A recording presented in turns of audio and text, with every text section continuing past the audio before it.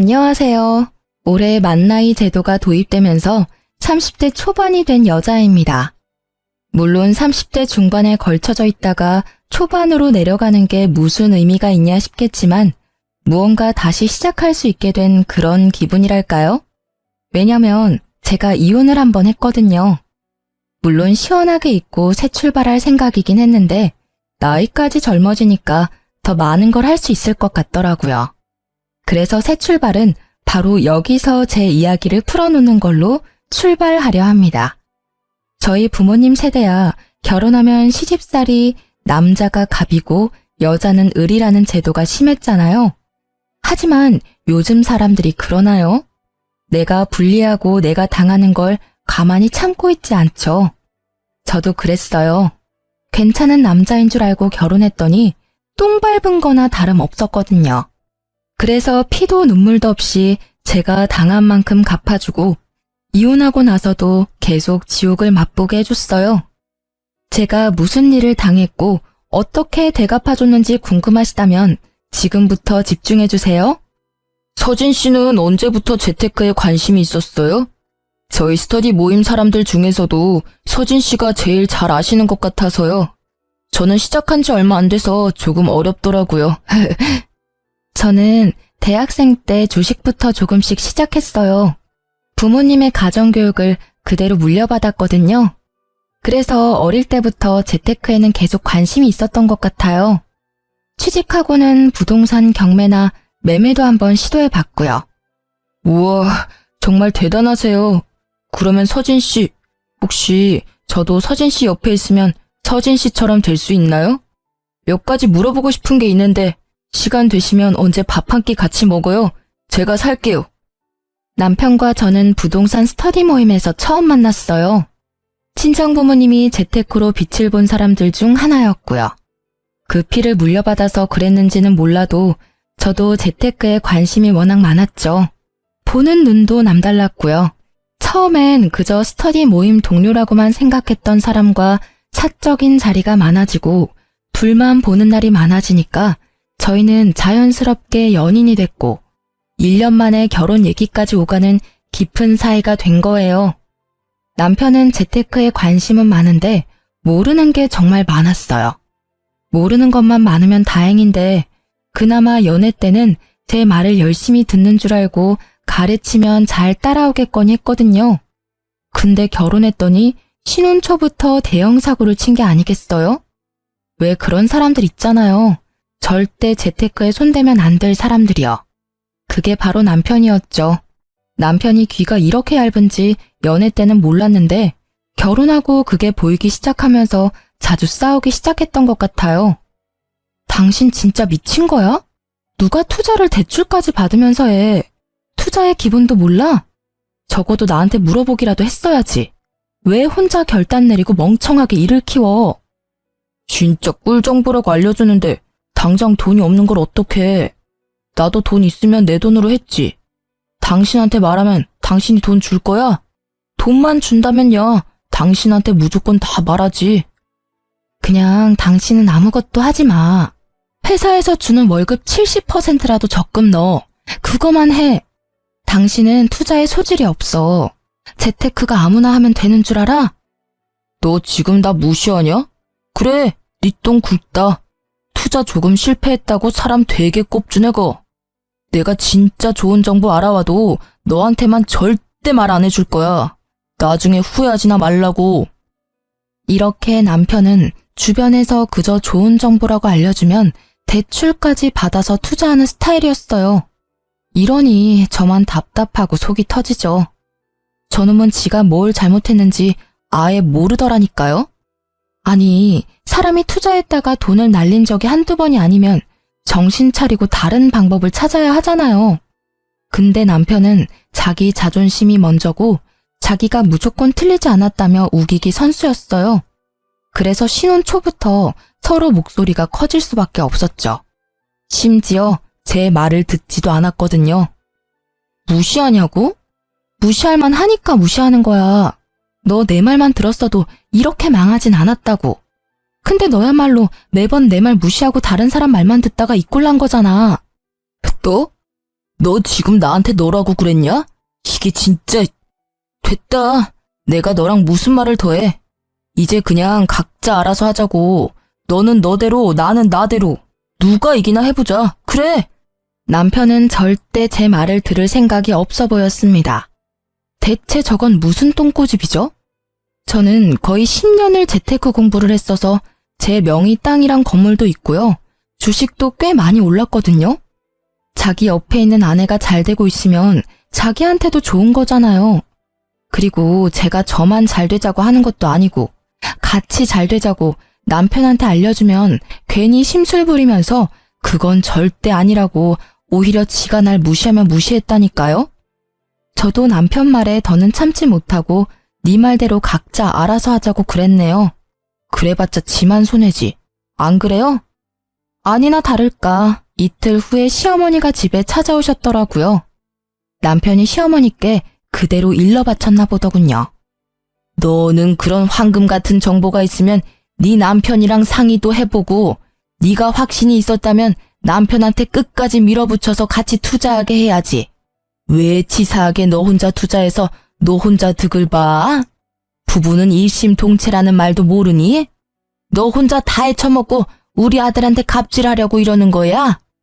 시어머니는 퇴근하고 들어오는 저를 보자마자 삿대질에 눈에 쌍심지까지 켜고 절 아주 파렴치하고 나쁜 년으로 몰아붙였어요.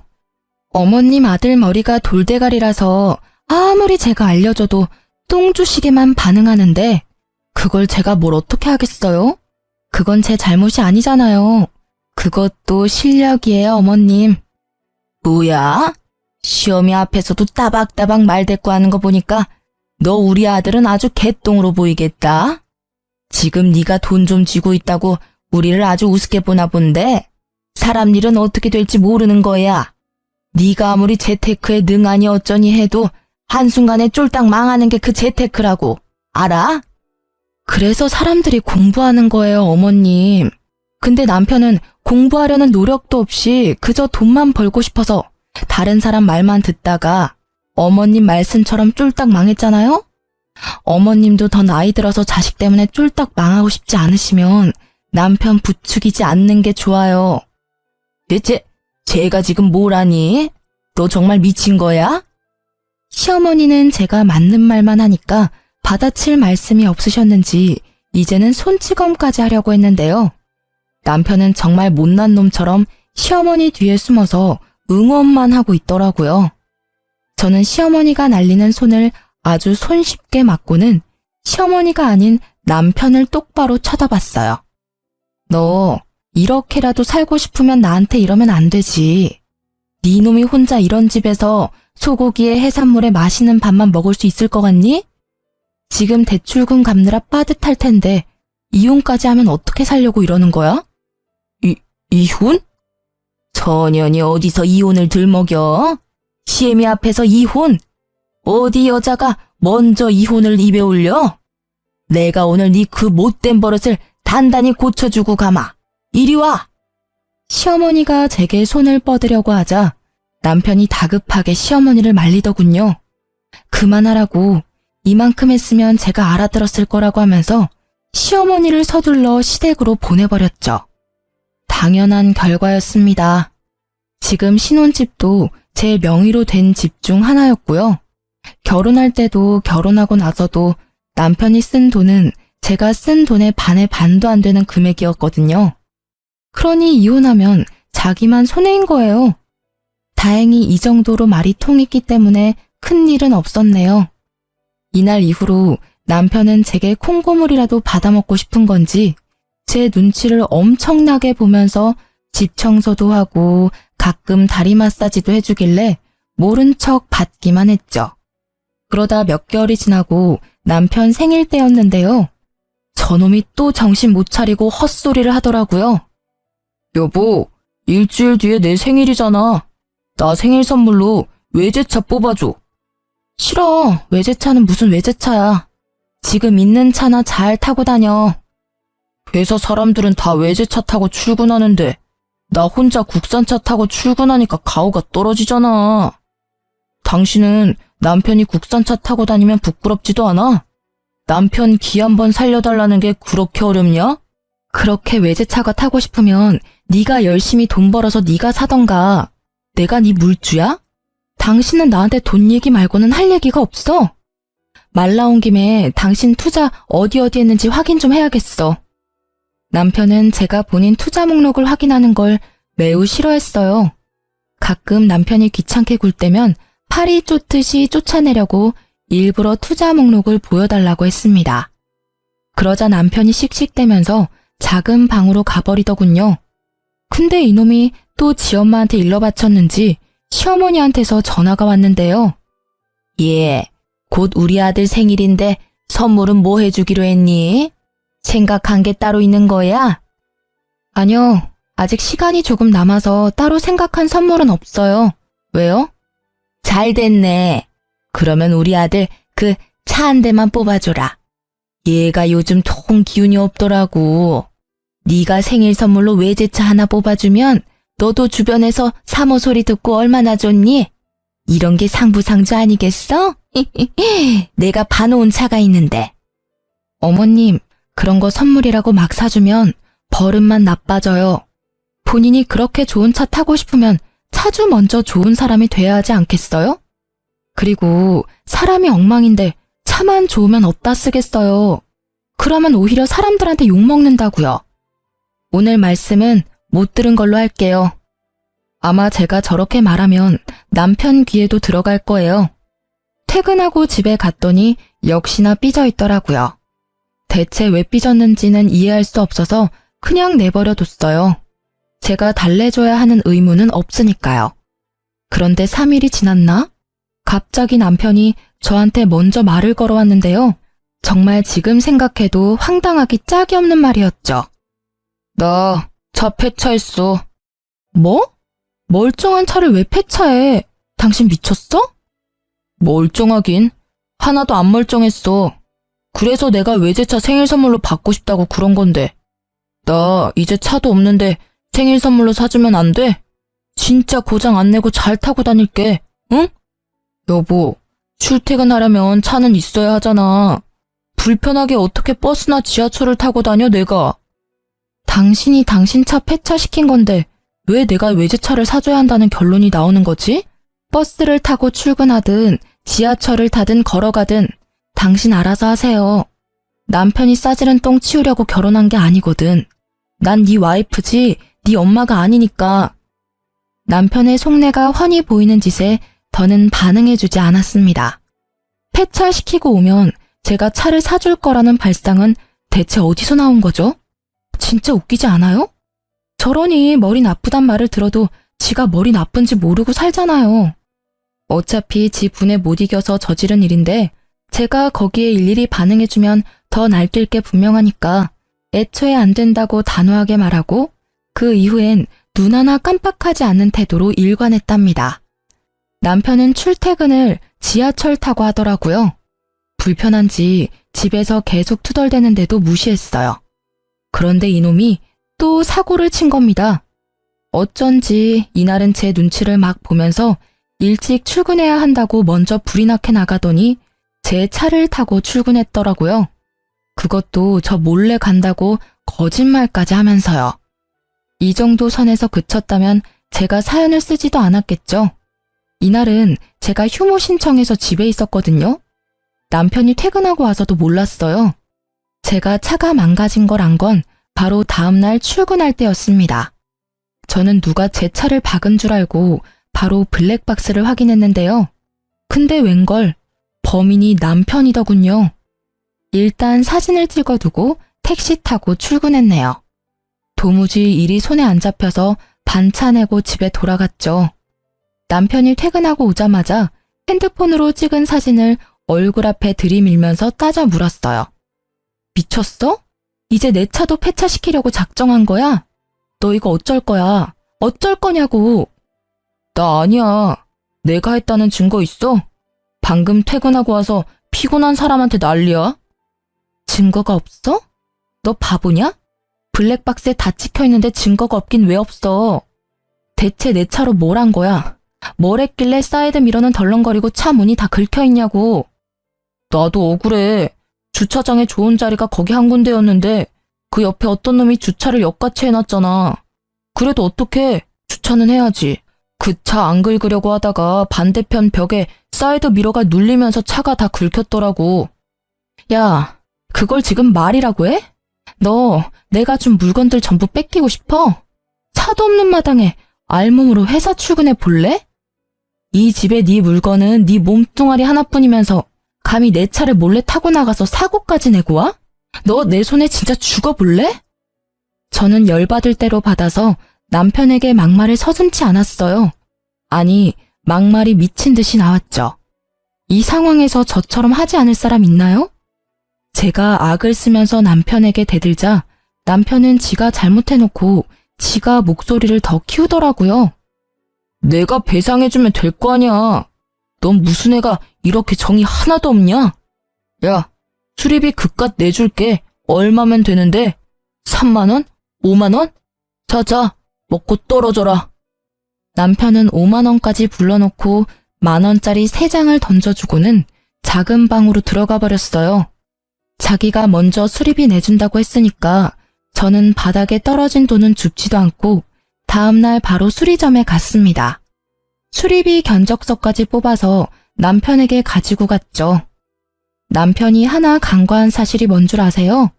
바로 제 차는 외제차라서 수리비가 어마어마하게 나온다는 거예요. 진짜 멍청이라니까요. 아직도 삐져서 작은 방에 숨어있는 남편을 불러냈고 견적서를 보여주었습니다. 수리비 준다며? 내놔. 견적서에 적힌 금액 보이지? 뭐 3만 원? 5만 원? 참나. 그 돈으론 내 차 바퀴에 공기도 못 넣어. 그니까 얼른 수리비 내놔. 300만 원? 무슨 수리비가 300만 원이 나와. 너 나한테 바가지 씌우는 거 아니냐? 있는 년들이 더 한다더니 대출금도 같이 안 갚아주면서 그깟 사이드미러 하나 박살났다고 300만 원? 하하, 야, 지나가던 개도 웃겠다. 인터넷에 검색해서 뽑아왔냐? 사람을 속이려면 제대로 속여야지. 이렇게 허술하게 하면 어디 속는 척이라도 하겠냐? 너야말로 정신승리 그만하고 못 믿겠으면 같이 가. 수리점에 가서 물어보자고. 이 견적서가 가짜인지 진짜인지. 진짜인 거 확인하면 당신 300만 원 무조건 내놔. 알겠어? 남편은 제가 진짜로 견적서를 위조해서 가져왔다고 생각하는 건지 실실 웃으면서 따라 나오더군요. 택시 타고 수리점에 도착할 때까지 나불대더니 수리점에서 똑똑히 알려주자 남편 얼굴이 사색이 됐죠. 여보, 내가 미안해. 난 수리비가 이렇게까지 나올 줄 정말 몰랐어. 진짜야. 나 돈 없는 거 당신이 제일 잘 알잖아. 나한테 300만 원이 어딨다고 수리비를 진짜 받으려고 그래. 한 번만 용서해주라. 돈 말고 내가 다른 걸로 갚을게. 당신 말대로 대출금도 아직 남았단 말이야. 남편은 갑자기 제 앞에 무릎을 꿇더니 싹싹 빌면서 자기는 돈이 없다고 하는 거예요. 하지만 남편이 돈이 없는 것과 제 차를 망가뜨린 건 별개의 문제잖아요. 제가 남편이 저렇게 무릎 꿇고 빈다고 해도 받아주고 말고는 제 결정권이니까요.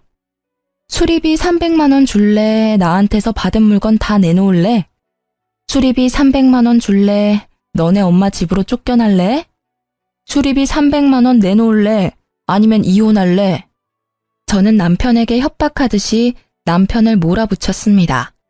남편은 또 이혼이라는 말에 넙죽 엎드리면서 잘못했다고 수리비 300만 원 갚을 때니까 절대 이혼은 안 된다고 매달리고 난리가 났었죠.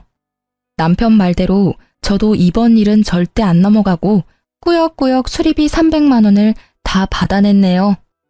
당신 정말 독하다. 그래도 내가 당신 남편인데 어떻게 100원도 안 깎아주고 수리비 300만 원을 다 받아가? 당신 그렇게 돈에 집착하다가 돈 때문에 망하는 수가 있다고. 적어도 당신보단 평생 잘 먹고 잘 살 것 같은데? 내 걱정은 고마운데 당신 앞날부터 걱정하는 게 어때? 당신도 몇 년 지나면 어머님 노후 잘 지낼 수 있게 용돈도 챙겨드려야 하잖아. 안 그래? 남편은 제 말에 얼굴이 시뻘개졌지만 맞는 말만 하는 저에게 아무런 대꾸도 못하고 씩씩대면서 집 밖으로 나가버렸어요. 그러게 매번 이기지도 못할 싸움을 왜 걸어오는지 모르겠더라니까요. 가만히 있어도 반은 간다는 말도 있는데 저놈은 그걸 왜 모르는 건지. 그래도 매번 제가 이기는 싸움이라 그나마 버티고 살았는데요. 남편과 이혼하게 된 사건은 지금부터 시작하니까 자리 비우시면 안 돼요? 제가 어느 순간부터 집에 있는 물건들 위치를 자꾸 잊어버리는 거예요. 제가 물건을 여기저기 옮기는 성격은 아닌데 이상했죠. 근데 또 신기한 건 남편에게 이게 어딨냐 저게 어딨냐 하면 남편은 귀찮아 하면서도 한 번에 다 찾아줬어요. 당신 요즘 왜 그래? 내가 물건을 쓰고 나면 제자리에 두라고 몇 번을 얘기해. 돈 관련된 일 아니면 다 필요 없다 이거야? 이런 것도 하나 관리 못하면서 돈 관리는 어떻게 하는 건지 참. 당신 내 성격 몰라? 나랑 몇 달째 같이 살면서 내가 물건들 막 어지르는 거 봤어? 분명히 출근 전에는 화장대 위에 있었는데 혹시 당신 내 화장품 써? 나 피부 예민해서 화장품 아무거나 못 쓰잖아. 의심할 걸 의심해라. 매번 일이 안 풀리면 전부 내 탓이지. 맞아요. 사실 남편이 결혼하고 사고를 하도 많이 쳐서 제가 무슨 일만 있으면 남편 탓을 한 건 맞는데요. 이번엔 진짜 아니었거든요. 심지어 남편에게만 이런 말을 들은 것도 아니어서 더 혼란스러웠죠. 다른 날에는 시어머니께서 전화가 왔는데 다짜고짜 저에게 언성을 버럭하시는 게 아니겠어요. 너 왜 안 오니? 내가 지금 몇 시간째 기다리고 있는데 왜 아무 소식이 없어? 네? 그게 무슨 말씀이세요? 제가 어머님 댁에 간다고 했나요? 너희 김치 다 먹었다고 해서 내가 가져가라고 했잖아. 근데 왜 여지껏 안 와? 너 늙은 시엠이 훈련시키냐? 기다리면 올 줄 알았더니 한참을 기다려도 인기척이 없어서 전화했다. 근데 넌 까맣게 잊어버리고 있고 챙겨주려고 해도 네가 이딴 식으로 나오니 내 입에서 좋은 말이 나오겠어? 얼른 와서 김치 가져가. 분명 전 시어머니한테 받은 연락이 아무것도 없었는데 더욱 소름 끼치는 건 시어머니가 말한 날에 정확하게 통화 내역이 남겨져 있더라고요. 한두 번에 그쳤다면 또 그러려니 할 텐데 한 달이 넘도록 그런 일로 스트레스를 받았다면 믿어지시나요? 냉장고에 리모컨이 들어가 있는 건 기본이고 제가 바르던 립스틱이 신발장에 들어가 있고 한 번은 집에서 밥을 먹다가 잠시 업무 전화로 베란다를 갔다가 왔더니 밥그릇이 통째로 사라진 거 있죠? 남편에게 물으니 제가 다 먹고 치우고 갔다는데 물어볼 사람이 남편밖에 없으니 믿을 수밖에요. 하여튼 이런 일이 반복적으로 있다 보니 저 스스로도 위축되고 말았죠. 옆에서 남편은 건망증 아니냐며 투덜대지 시모는 자꾸 전화해서 왜 오기로 했는데 안 오냐며 압박 주지. 저도 모르게 자존감이 뚝뚝 떨어지고 말았죠.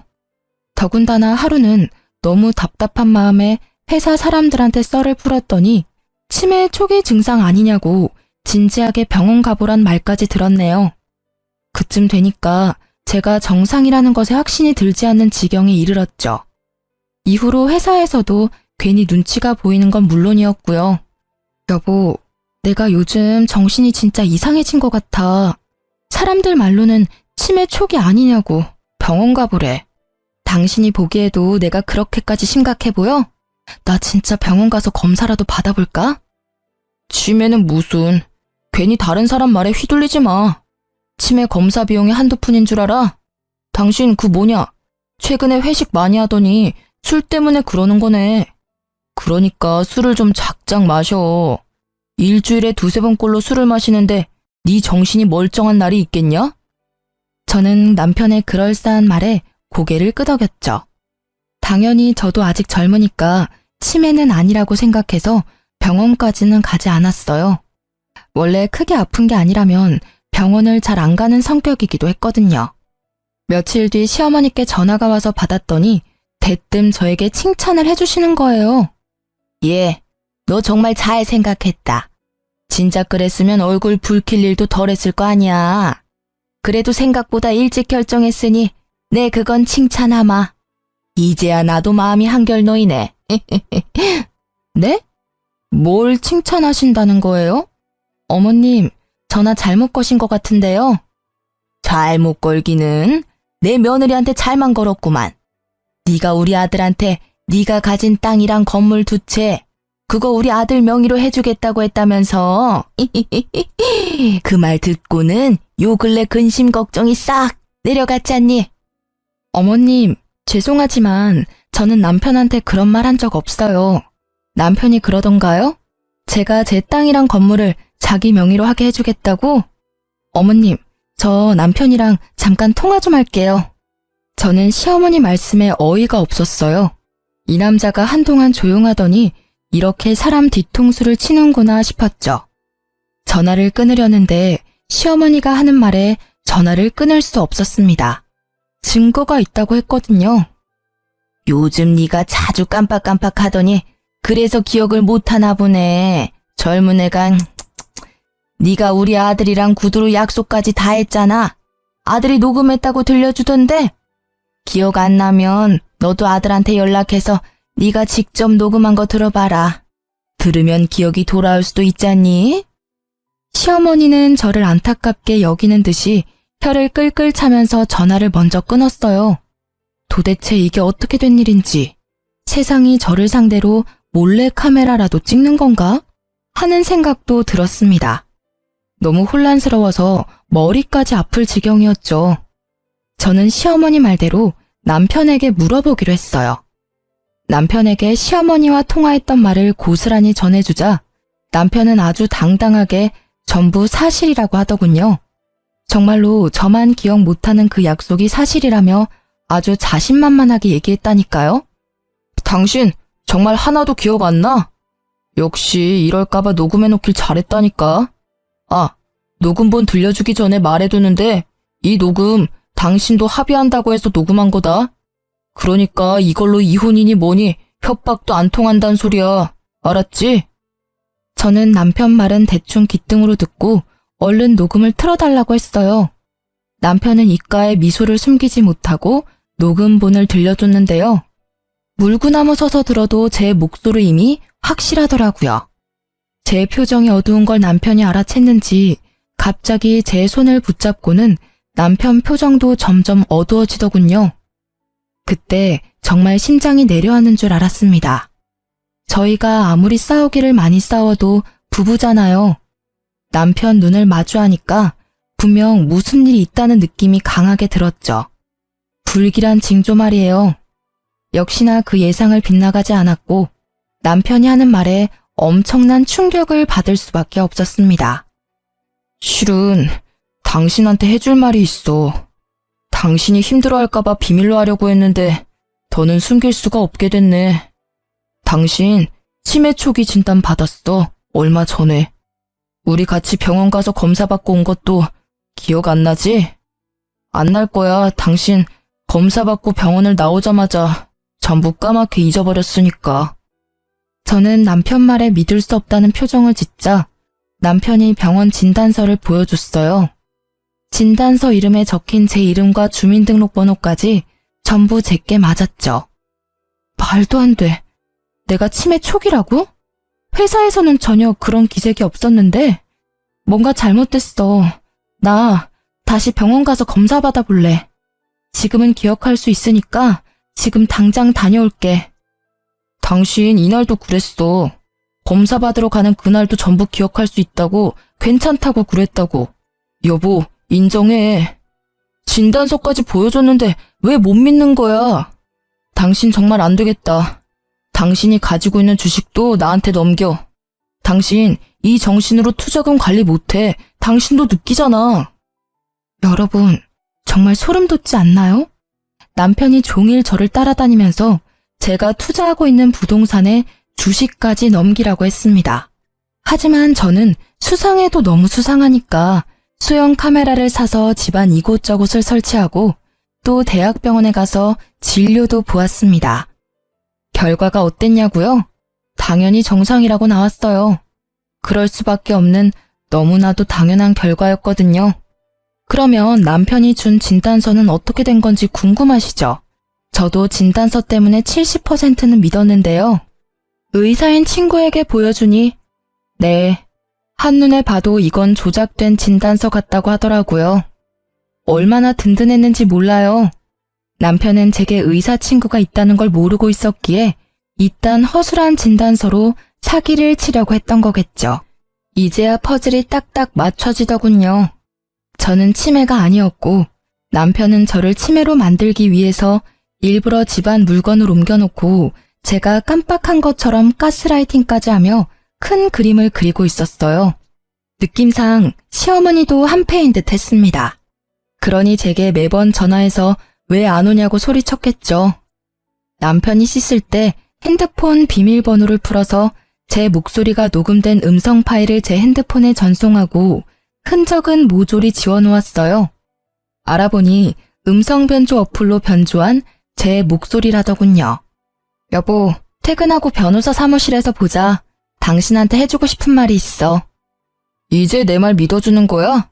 그래, 잘 생각했어. 너무 오래 고민해도 머리만 아프지. 나 곧 있으면 퇴근이니까 바로 변호사 사무실로 갈게. 참 여보, 인감도장 잊지 말고 꼭 챙겨와. 남편은 제 전화에 신이 나서 웃음을 숨기지 못하더라고요. 아주 자기가 사기꾼이라고 동네방네 소문내는 스타일이었죠. 아무튼 저는 진단서가 가짜라는 걸 밝혀준 의사 친구와 함께 변호사 사무실로 찾아갔습니다. 아유, 우리 아가 왔니? 오는 길 힘들진 않았고 정신도 온전치 못하면서 왜 따로 왔어?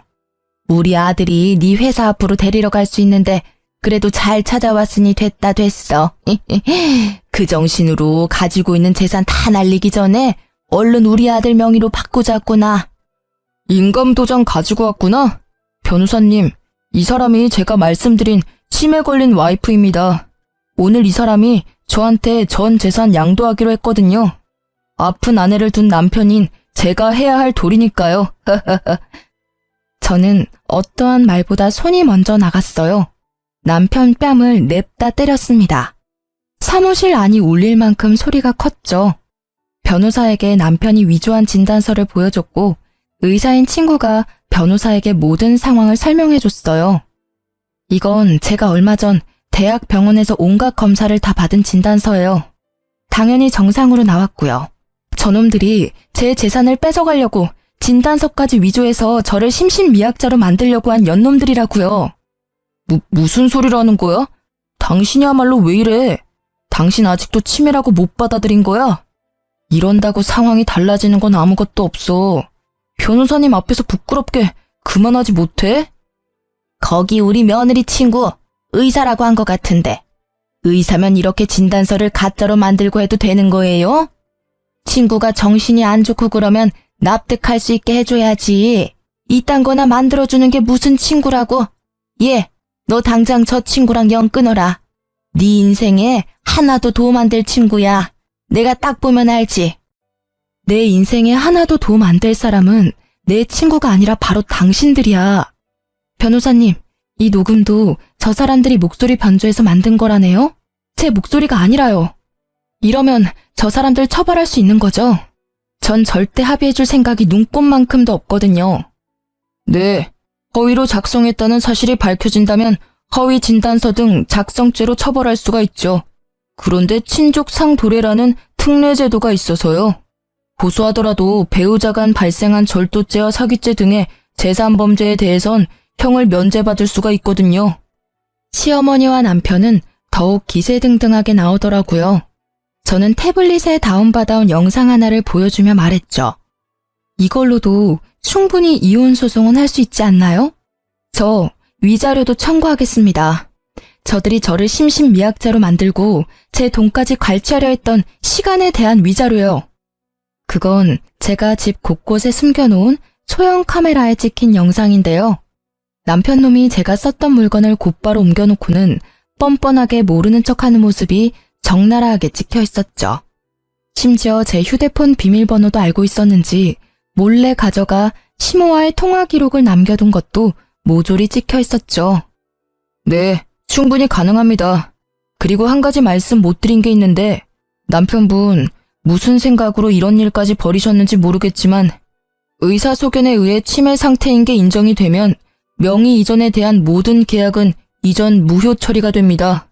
말 그대로 정상적으로 이루어진 소유권 이전 등기가 아니기 때문이죠. 어쨌거나 계획하신 대로 진행하셨어도 원하시는 소유권은 인정받기가 매우 힘들다는 말입니다. 그리고 재산 관치를 목적으로 의사소견서를 허위 작성하셨으니 이혼 청구에 대한 아내분소 제기는 충분히 가능한 일이죠. 그러자 시어머니와 남편이 서로 눈치를 막 보다가 시어머니가 먼저 무릎을 꿇길래 공범이라는 걸 확신했네요. 남편도 시어머니 따라 무릎을 꿇었고요. 아이고, 내가 잘못했다. 우리 아들은 아무 죄가 없어요. 내가 전부 시켜서 한 일이야. 그러니 이혼 소송만은 하지 말아다오.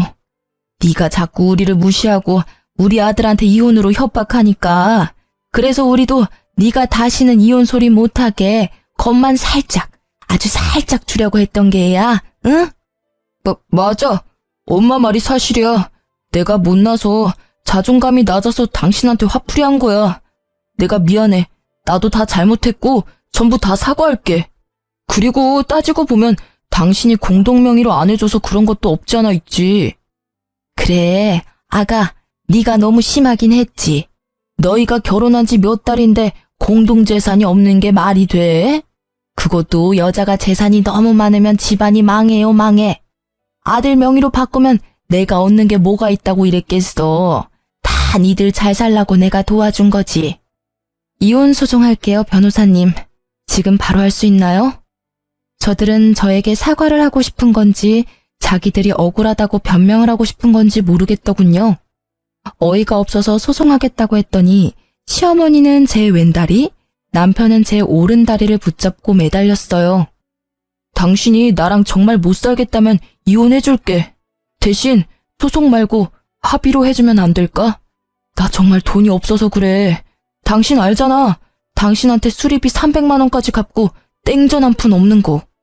우리 엄마도 이렇게까지 하는데 이 정도는 해줄 수 있잖아. 마지막으로 부탁할게. 제가 소송 없이 협의 이혼을 했을까요? 네, 사실 남편과 시모가 감히 저를 치매로 몰아갔지만 그 함정에 제가 빠지지도 않았고 재산 피해액이 없으니 제가 원하는 대로 큰 처벌을 받게 할 수는 없더라고요. 그리고 남편이 제가 마음 바꾸고 소송 걸까봐 법원 출석에 적극적으로 임했고요. 가장 빠른 날에 협의 이혼 신청서를 냈고 아이도 없어서 숙려기간 모두 출석해 2달 만에 빠른 이혼을 했죠.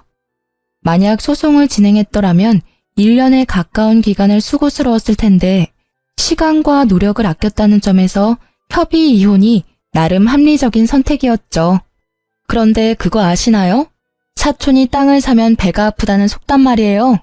굳이 제가 복수를 하지 않아도 돈에 목마른 전 남편 놈이 저 때문에 개거품을 물더라고요. 결혼 생활할 때 재개발한다던 지역에 투자했던 게 이제야 빛을 발한 거예요. 생각지도 못한 돈에 로또 1등에 당첨된 기분이었죠. 이거 제가 전 남편에게도 알려줬던 정보였는데 바보 같은 놈이 제 말은 안 듣고 거긴 망할 거라며 투자하지 않았던 지역이었죠. 아주 쌤통이라는 생각이 들었는데 때마침 모르는 번호로 전화가 오더라고요. 1년 만에 듣는 전 남편 목소리더군요. 당신이 예전에 알려줬던 재개발 지역, 거기 당신은 투자했었지? 분명 망할 거라고 했는데, 에이씨, 아까워 죽겠네. 그 돈만 있었어도 이렇게는 안 살 텐데. 우리 엄마가 나한테 재산 안 물려주겠다고 죽어서도 가지고 갈 거라는데, 나 이제 어떡하지? 소연아, 나 이제 돈 한 푼도 없어. 정말 거지라고. 그러니까 나한테 정보 하나만 알려주라, 응? 아직도 정신 못 차리고 사네?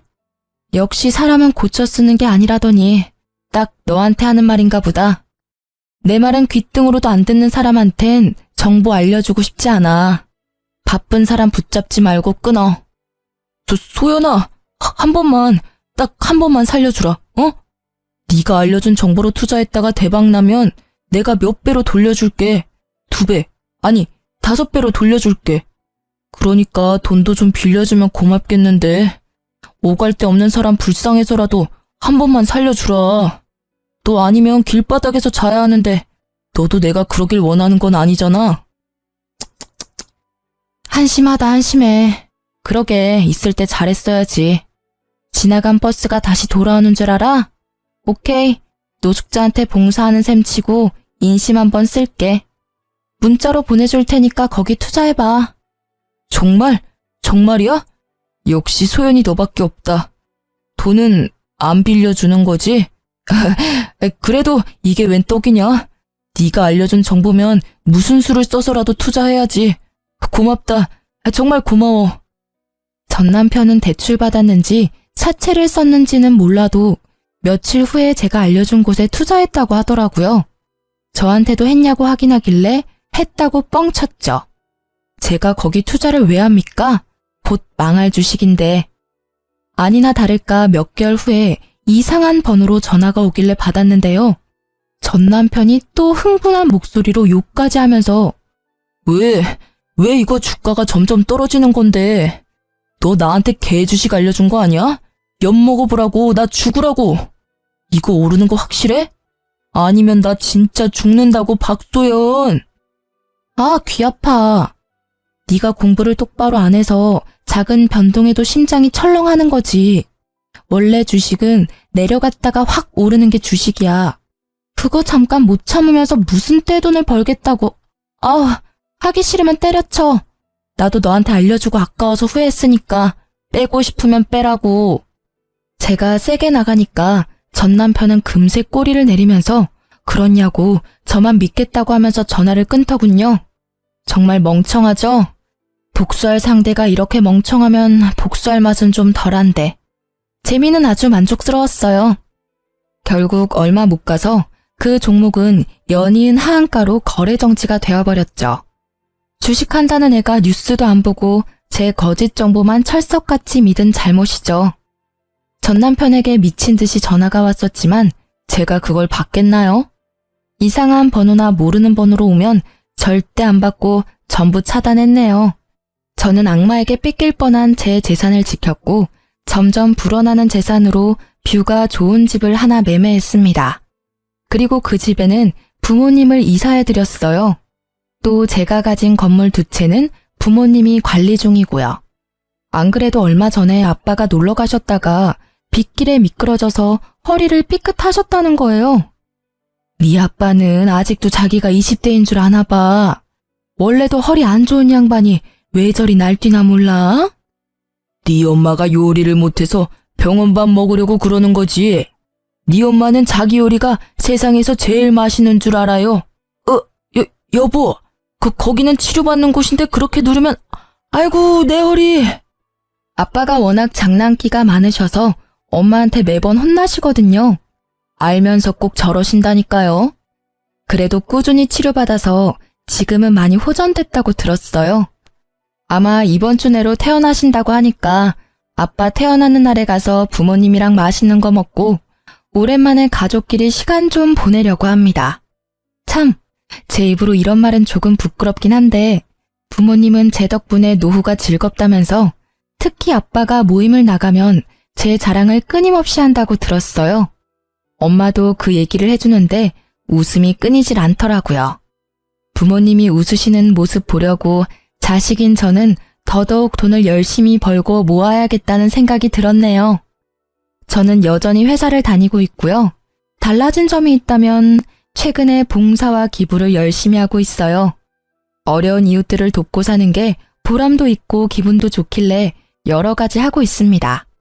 아마 앞으로도 재테크 공부를 꾸준히 해서 그 돈으로 불우한 사람들에게 도움 주는 멋진 사람이 되고 싶어요.